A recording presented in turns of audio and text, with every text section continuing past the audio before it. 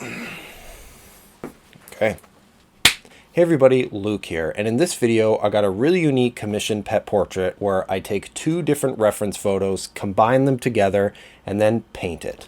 Typically what I like to do is find a reference photo, crop it down a little bit, maybe make some changes to the background, change some of the lighting, and then use that for painting. But in this case, I had this reference photo here, which I really liked the background, I really liked the lighting, but the pose wasn't something that I felt would fit the customer need, and more importantly, I don't think would make for a really good painting. On the other hand, I had this photo right here where I actually really liked the pose, but nothing else I really loved about it. So what I did is I combined them together in Photoshop, and I'm going to show you how I did that right now. Hey everyone, so now that we're in Photoshop, I can give you a rough idea of how I created these images here.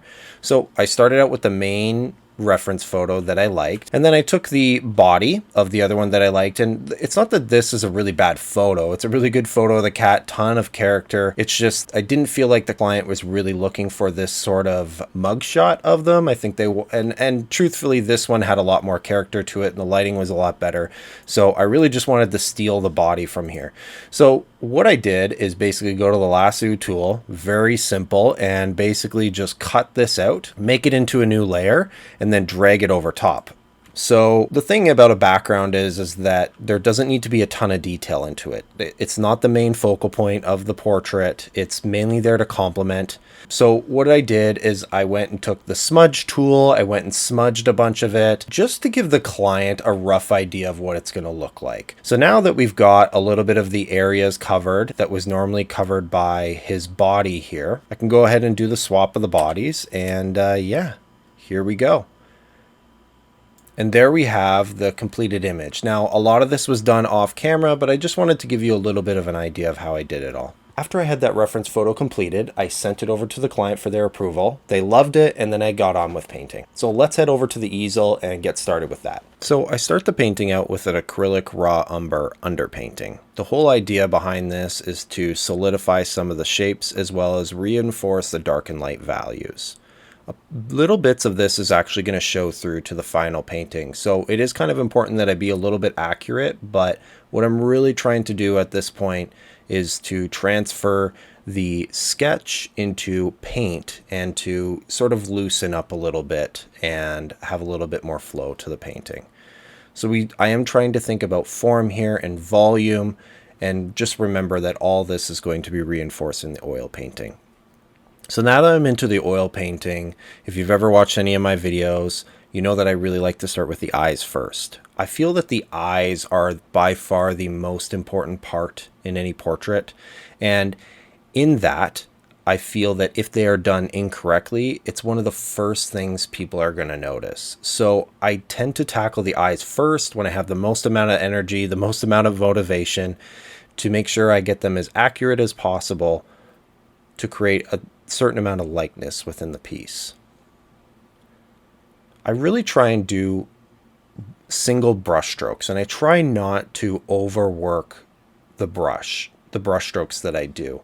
Earlier on in my painting career, I used to work in the paint a lot and blend the edges and have really smooth transitions, and what it ended up doing was muddying the paint up a little bit, and it was losing a lot of character in the painting. At the end of the day, I'm creating a painting here. I'm not trying to recreate a photograph. So leaving a bit of that brushwork in there intentionally creates a little bit more interest and uniqueness to the piece that I think people are looking for when they're looking to get a painting.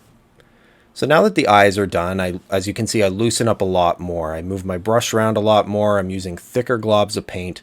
And at this point here, I'm just trying to reinforce the areas around the eyes. This part is where it's a little bit stressful, but it's definitely less stressful than painting the eyes. I still feel that around the area of the eyes, I try my best to be as accurate as possible, as they are still really sensitive and they are there to complement. But overall, I'm still trying to be very loose with my brushwork. Now we work on to the nose here. Again, something that you want to be pretty accurate with. If it's done incorrectly, you know, there's nothing worse than having a cat with a pig nose. But yeah, you definitely want to take your time with that and make sure that's done correctly. I'm going to start to work on the ears here, and then you're going to see I'm going to jump to the background really quickly.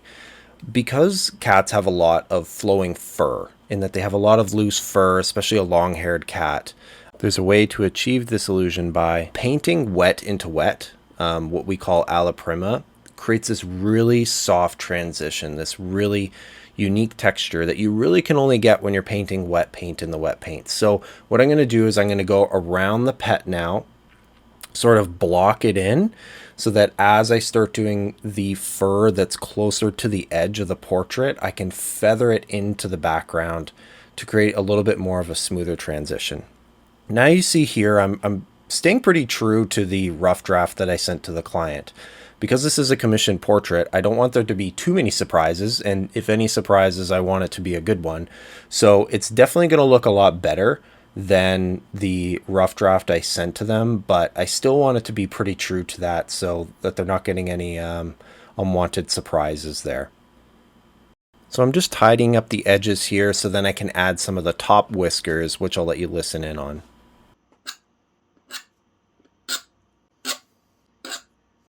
So I don't always finish the painting in one sitting. So you'll see I do kind of paint in sections. So this top area was all painted with one sitting, and then the lower half was painted in a separate sitting.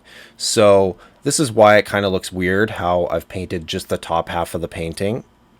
And that's because, again, painting wet in the wet, painting alla prima, I really want to make sure that I have that technique, that sort of loose feathering throughout the entire piece. And if I were to just paint the background, wait a whole day, and then come back and do the bust, it would totally be obvious and you'd be able to see where the paint had dried.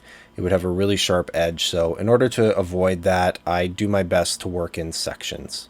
Now, another little tip that I can give is work what's furthest away, or work what's going to be at the bottom first and then what's going to be on the top last. So I always start with the darks and work to the lights, usually because the lights are going to be closest to the highlights and they're going to get covered a lot.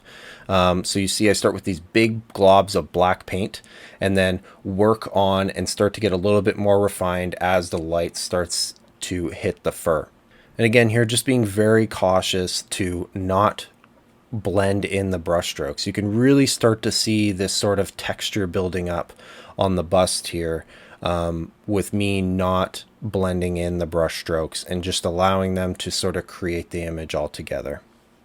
So even in these sensitive areas, I'm still using a relatively big brush. I think earlier on, I used to try and get the smallest brush possible and get every little detail, but at the end of the day, it's just a block of light. With the last final details, now that everything's done, I go and risk it all and scratch out a bunch of these whiskers. And with the final details, we have our finished portrait.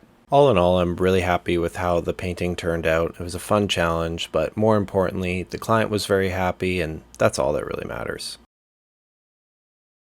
Hey everyone, thanks for watching. If you liked the video, don't forget to leave a like, subscribe, and hit the little bell notification to get notified as soon as I drop a new video. And leave a comment down below if anything that I did in here helped you or if you have any questions. Other than that, take care.